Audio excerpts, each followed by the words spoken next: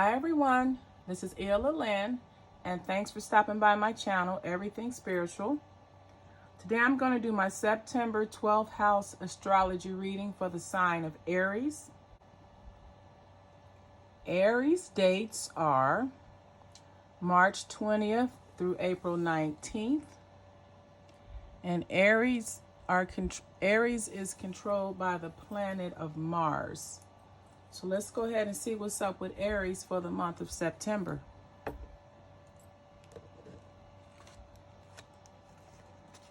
All right, Aries, in your first house, we have the Hermit. And then we have the Two of Air, which is equilibrium and balance. And then our center card, we have stability. And then we have the travel card, the ship, which is long distance travel, and the lily in reverse. So Aries, some of you all in your first house, you're viewed as someone that's very wise, and you have ability to bring harmony and balance into situations.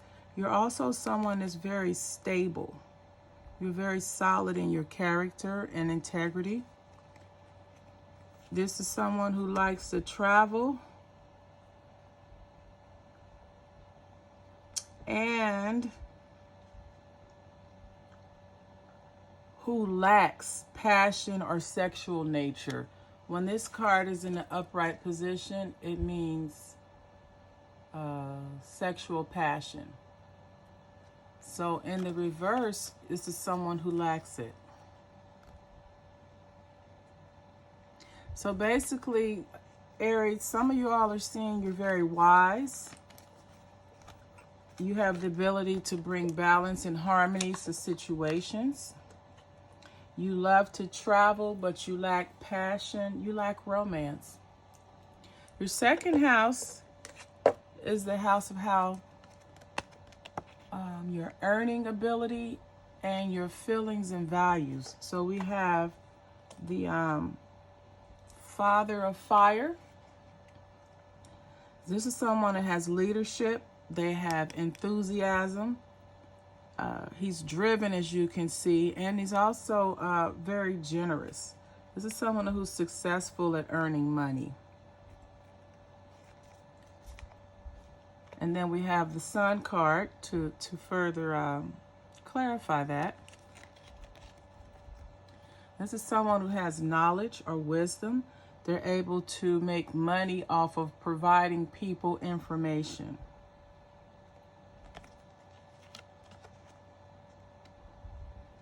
And now's the time for abundance, because you have the clock, which means the time is now, and fish equal abundance. So some of you all, Aries, are viewed as someone who's very successful. You're financially successful. You're able to make money off of providing people information. And right now you're doing really well in your business. Your third house is the house of communication and how you connect to your immediate environment. This could be your workplace, your home, your church, anywhere where it's yourself and other people. So the first card we have is the Ace of Earth. And this is the card about possessions, wealth, and power. And this is affiliated with the signs of Taurus, Virgo, and Scorpio. So Aries, you may have Taurus, Virgo, or Scorpio as your ascending or moon sign. So your immediate environment is that of a place of abundance. Now, although you have abundance, there's something going on here, because there's some contamination. Something has happened. So this could be a situation that started out very prosperous in the beginning, but in the process or midstream, we have the Eight of Despair. This is the Eight of Water.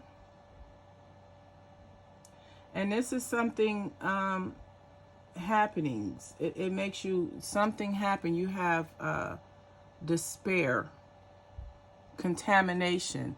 Something went wrong with your business plan, or something went wrong with finances in your immediate environment. You have some financial problems, some issues with wealth and possessions. Now, this despair can also mean destruction of values, destruction of your material possessions. And then we have the menacing card, which this makes sense. You have in your immediate environment, there's someone that's sabotaging you or menacing. They have menacing behavior. And then in the last two cards, we have the man and the mountain. And this means that someone is distant. They're not engaged or not involved. So this could be the problem. You have a male in your community or in your immediate environment who is responsible for wealth, who's responsible for the possessions, the things in the community or your environment. But there's some loss, there's some contamination, there's some destruction of values, because someone is sabotaging the efforts in the community.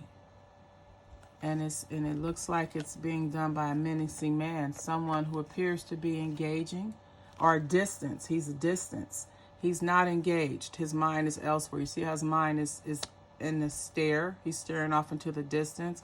This may be the problem as to why you have sabotage in your community. You have someone that's in a position of power, wealth, that is not fully engaged in what's going on. And as a result, it is creating despair. Going into your fourth house, this is the house of your emotional nurturing. It's where you get your batteries recharged through your friends or through your family and your roots, your foundation. So this person has, the first card we have is the Mother of Waters. So this is someone who's very wise, who's intuitive, and possibly even very passionate. But she's grieving. She has grief, sorrow. This is a woman who's been disappointed. So the matriarch of your foundation, the matriarch of your emotional foundation has sorrow, has hurt, tears, disappointment. So something has caused her to have that feeling.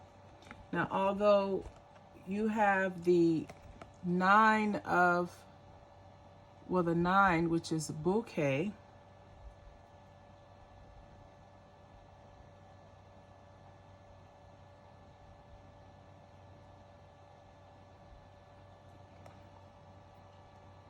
So this is a woman that's very smart, that has wit, that has intelligence. She is just going through some type of sorrow and pain at this time. And the final two cards, we have the paths and the ring, which means commitment. And so these two together means options, agreeable options. So this is the mother, the matriarch of the family. She's grieving. It could be due to family business or family problems, things that are going on in the family. There could be a son, because this is the mother. The son could be on drugs, and it's causing her the grief. But because she's sharp and she's intelligent and she's the matriarch of the family, she's going to come up with options that are agreeable and able to remedy or relieve the problem. So, of course, the obvious option would be rehab, drug rehab, and education about drugs. The fifth house is the house of short-term romances. It's the house of flings and creativity, as well as your self-expression. So the first card we have here is the Ten of Fire, which is oppression. And then we have the Mother of Earth.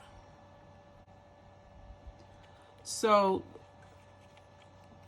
regarding relationships, this is interesting. So you're in your fifth house, there's some oppression going on. There's some problems with authority,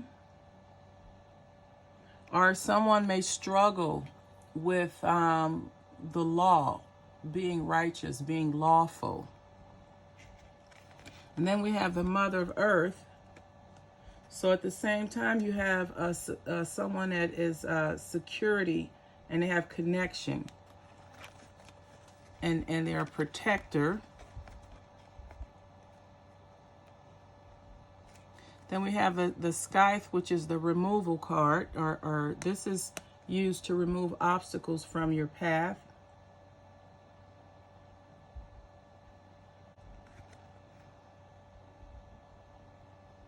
And then we have the 33, which is a card of solutions. It's a card of knowledge.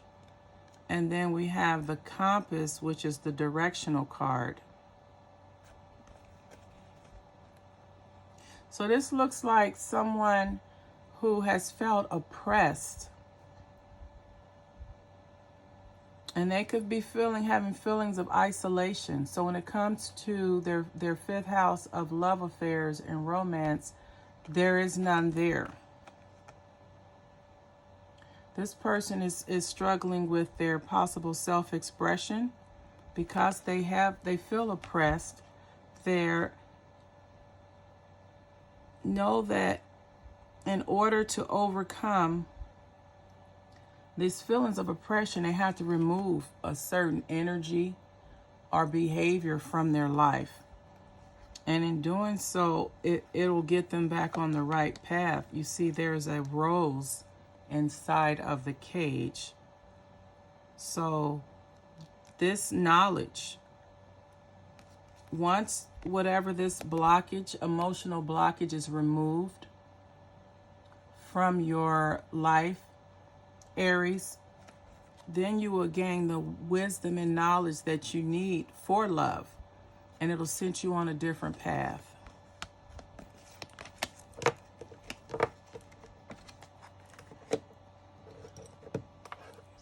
The sixth house is the house of work, health, and service.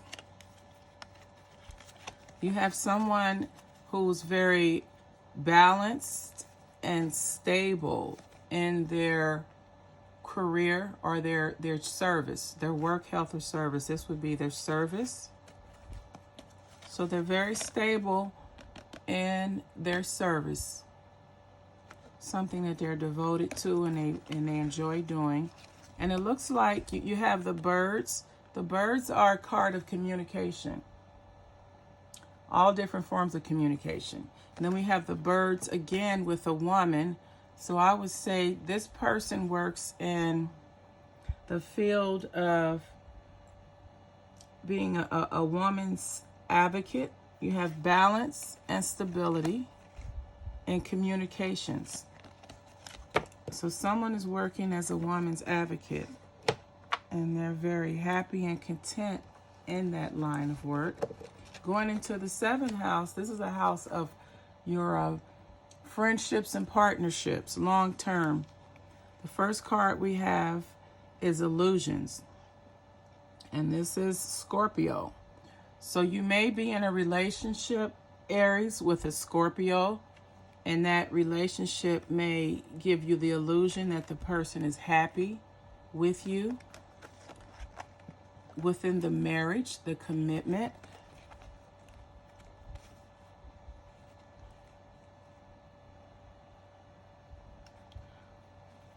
But because we have the illusion card here, this is saying that there's a false sense of happiness in the marriage.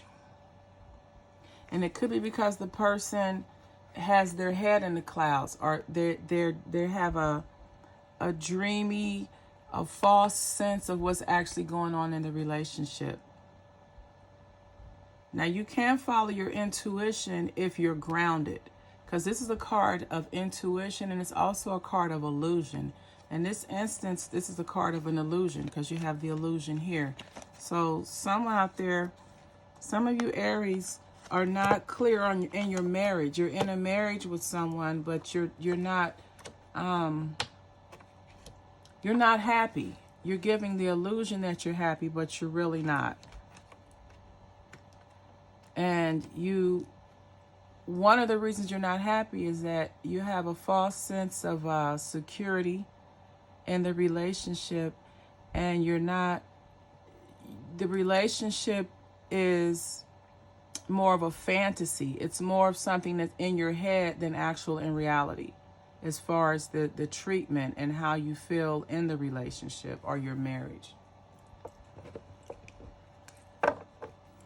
The 8th house is the house of shared assets, and it's also the house of regeneration. And here we have a couple. It's the first card. You have the lovers. So we're dealing with a couple in their 8th house. And this is Gemini. So Aries, you may be in a relationship with a Gemini, and in that relationship, it can be tense at times. Maybe you two are too much alike. Maybe you've been together a long time, but you have a very tense relationship. But at the same time, it has a solid foundation, and you're going to have longevity. So this is the type of relationship when one person transcends, the other person will still be taken care of financially. The 9th house is a house of higher mindedness. It's the house of where you connect to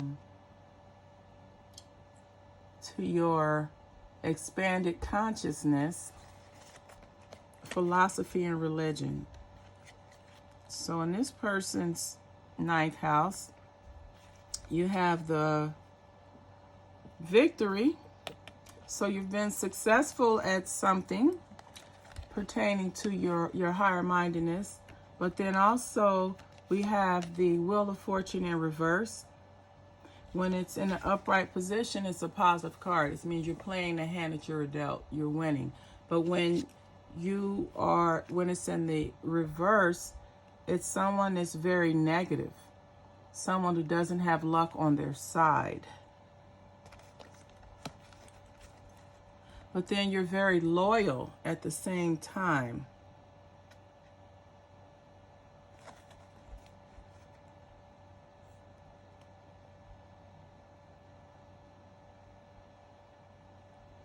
But you're having difficulties. So this looks like someone who, and this cross can be a symbol of a religious symbol. This is someone who's struggling with their spiritual journey. Initially, they were doing well and they were having success, but then something happened and they became discouraged. And although you want to be loyal to your spiritual journey, it's hard to do so right now because you feel like you're being lied to and deceived, and you really don't know who to trust or what to believe. So just do research on your own. Be your own advocate. Don't rely on other people. And whatever you're taught, if you don't understand it, research it until you understand or it makes sense. The 10th house is the house of your career and reputation and professional achievement. And here we have the High Priestess. So this card is a symbol of using your intuition and inner wisdom to make change, to make positive change within your career or your professional achievements. And again, you have the birch broom and a whip. So you may need to remove yourself from your environment, because this looks like you have arguments and you have destructive behavior in the workplace. Then you have the Star card and the Maze. So this is someone that's going through some struggles right now in their career.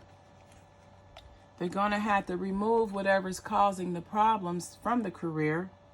And then you're going to have to readjust and change your plans so that you can continue to be successful. So you just need to remove whatever's causing the problems in your relationship or the behaviors. The 11th house is a house of joint activities and like-minded people. And the first card we have is the Hierophant. So this is someone who's involved with, or this is someone who relies heavily on their religious and cultural beliefs when they're getting involved in activities or they're joining groups or organizations. And they've been successful at that. They've been very successful at joining organizations and groups that supports their religious beliefs or their cultural beliefs.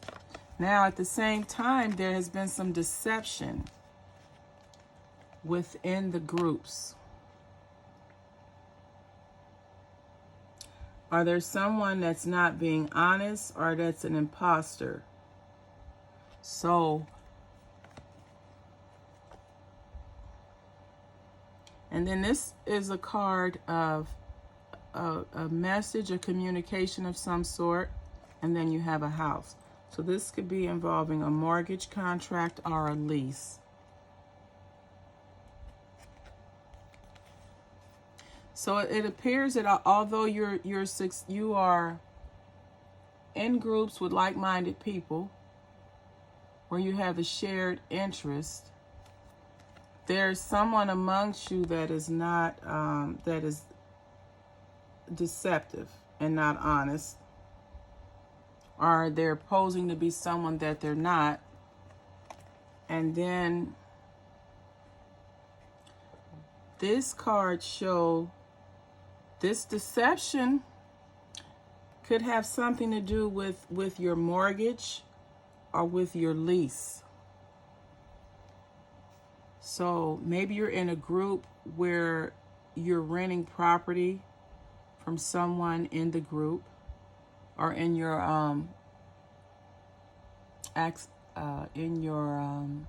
organization.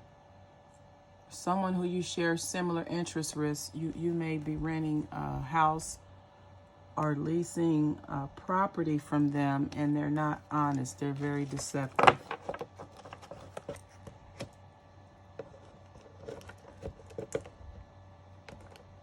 The last house is the house of karma.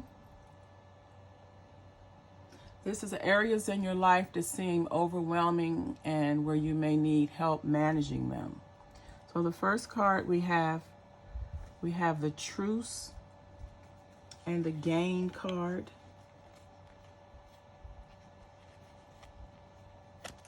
So someone is at ease. You have the Gain card and the Truce.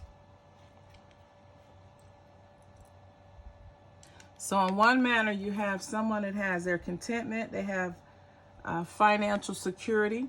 They have contentment and security. At the same time, they're calm. They're in a place of solitude. They're in a place of retreat or recuperation of some sort.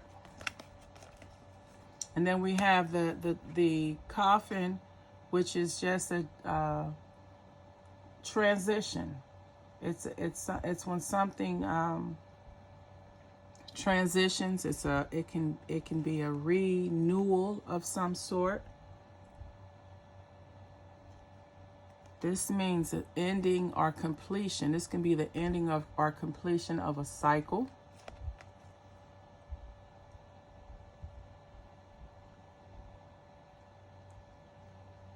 And the cycle could be ending. So first you have growth and solitude, and then you have an ending of a cycle. And this is saying that you have communications of wisdom, of knowledge. This wisdom and knowledge could be the very reason why this cycle has ended, or something has come to, yes, an end, completion. This could be things that you've done in your life, that you've taken the time to cultivate and grow behaviors and actions, and now you've had a chance to reflect, retreat, and let go of things that no longer serve you, and you're doing that through having a divine wisdom and insight, and you're spreading the message, you're sharing the message, you're sharing the knowledge with others.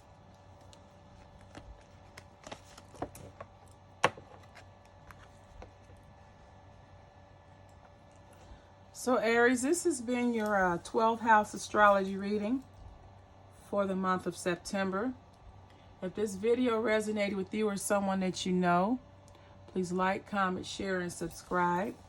And as always, until the next time, namaste.